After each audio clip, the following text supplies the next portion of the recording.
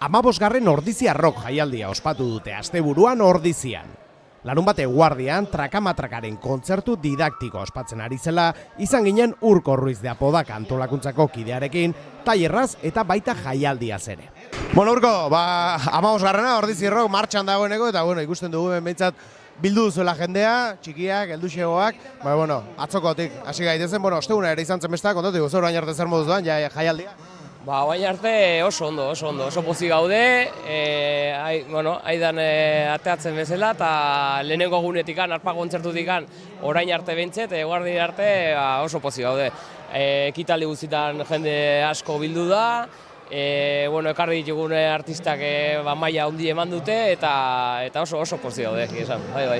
Edergi, kontzertua pixka bat, helduxeagoentzat dira, txiki eta artetxoa demana izan diezu aurten, da esan, oso politia da, ez? Alde batetik, imaginatzen ez dugu tresnekin musika egiten ari delako, baina baita ere, bideo batez eta zeharka erakusten ari zaielako mei, instrumentek nola funtzionatzen duten, ez? Eta gainera oso interesatuta ikusten ditugu guztiak.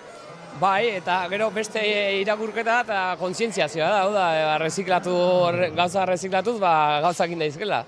Hori, oso interesantea eta edukatiboa, bai. Ergi, eta bukatzeko, plater nagusia geratzen da ez, larunbat gaua da, Ordizirroken egun potenteena edo, pentsatzen dut, ez dakit, gogoz edo urduri edo nola zaudeten gaurkoari begin. Oain jaialdi iristen da, nekauta iristen gaia, baina, gogo handiz gare, talde oso osatu deu, lana oso ondo egiten bakoitza bere aldetik, eta gogo, zurduri, eta ikusteko, zenbaitza izango duen orokorren jaialdik, baina oso pozik benetan, oso pozik daude. Esnatuko dira?